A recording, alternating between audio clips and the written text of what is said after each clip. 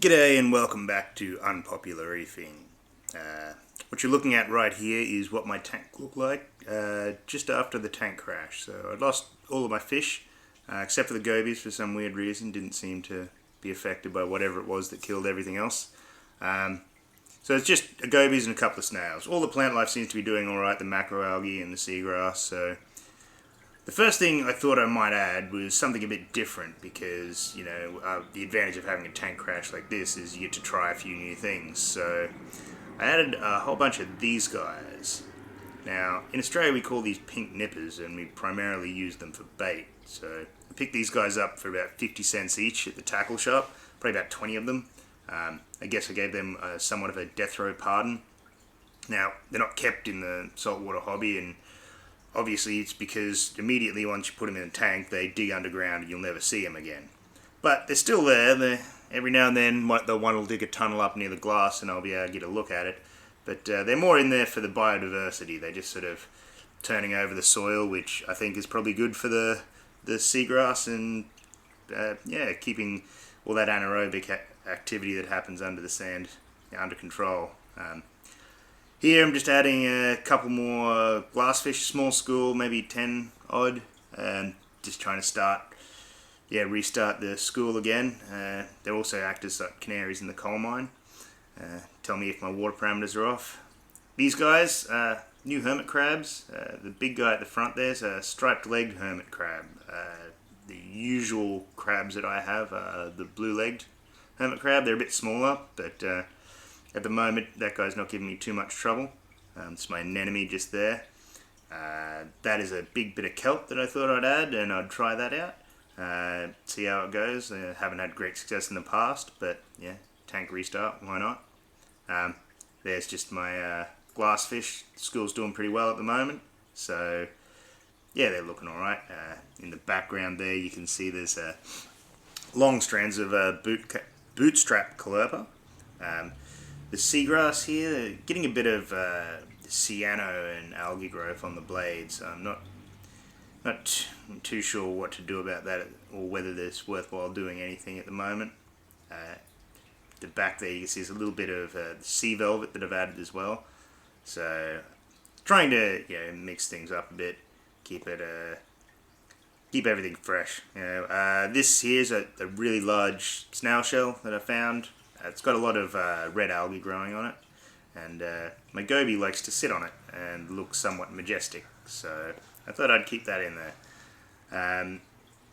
This is just another look at, I guess, the front of the aquarium. That's a starfish I added.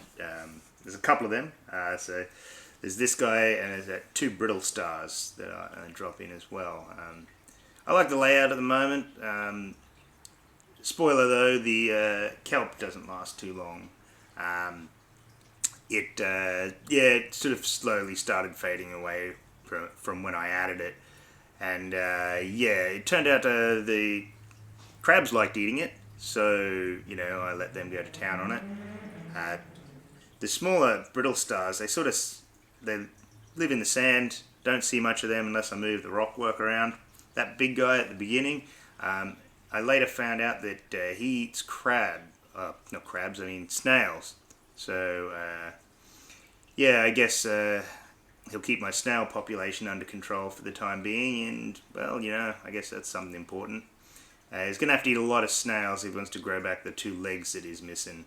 I don't know. They were missing when I found him, so yeah, they're a long way to go before they're all back to their full size. This is my stowaway crab. I've got a better look at him. Ugly bugger, isn't he? Still, I can't do an ID on him. Maybe it's I guess some sort of hairy crab, like I think maybe a gorilla crab or something. But he hasn't given me too much grief, so yeah. This is my my striped-legged hermit crab eating the kelp as it slowly died and melted away. I don't think not long after this video I did pull the kelp out.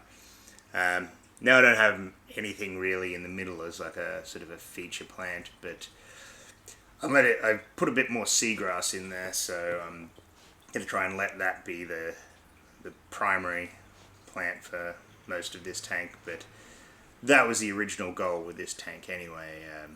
It was supposed to be more of a seagrass aquarium than anything else. I was trying to replicate just a seagrass bed. The fish you see here were my most recent addition.